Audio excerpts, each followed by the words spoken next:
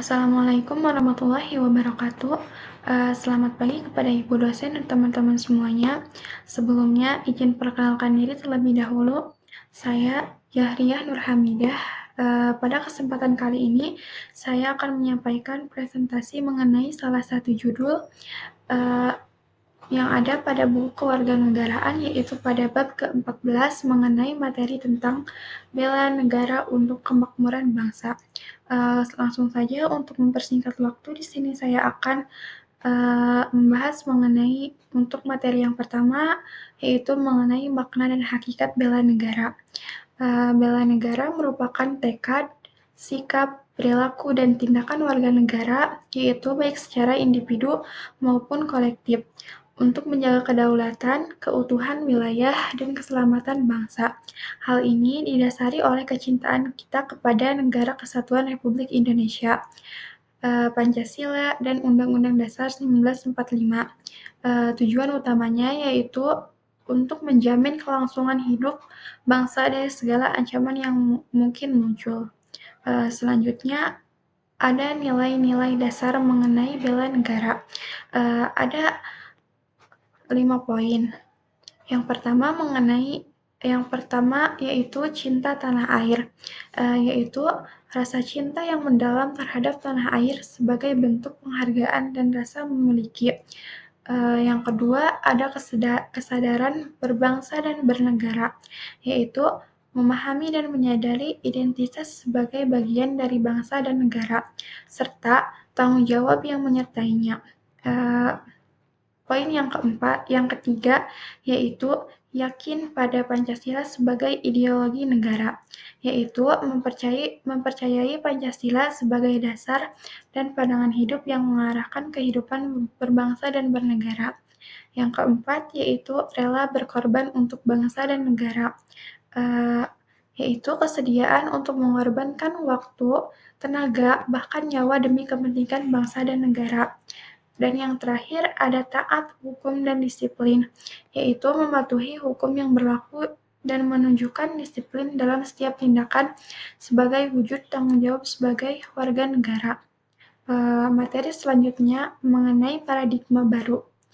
Dalam menghadapi berbagai tantangan, ancaman, hambatan, dan gangguan yang bersifat militer atau non-kemiliteran maupun hibrida, diperlukan sinergi dan kolaborasi antar elemen bangsa.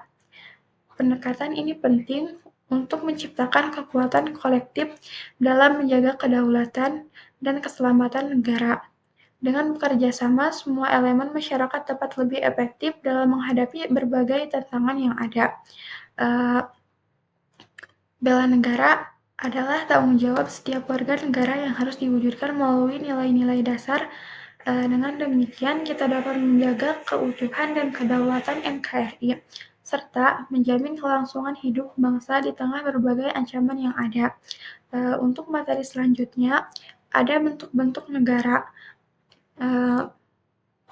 Keikutsertaan warga negara dalam usaha bela negara dapat dilakukan melalui berbagai cara. Yang pertama, ada pendidikan kewarganegaraan, yaitu pendidikan yang bertujuan untuk menanamkan nilai-nilai kebangsaan, kesadaran bernegara, dan tanggung jawab sebagai warga negara.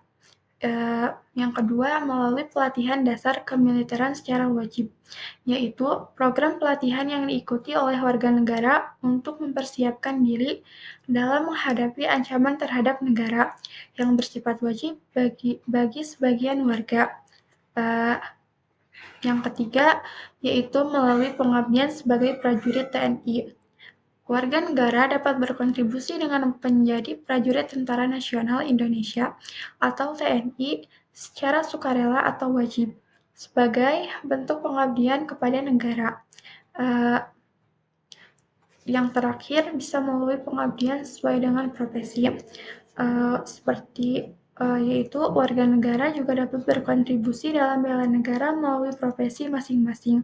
Contohnya seperti dokter yang berkontribusi di sekolah perguruan tinggi.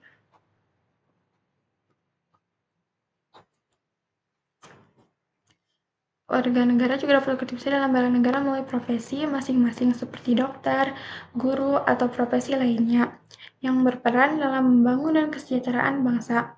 Selanjutnya, ada landasan historis. Salah satu peristiwa penting dalam sejarah bangsa Indonesia adalah yaitu pada tanggal 19 Desember 1948, di mana pada hari tersebut terbentuk pemerintahan darurat Republik Indonesia.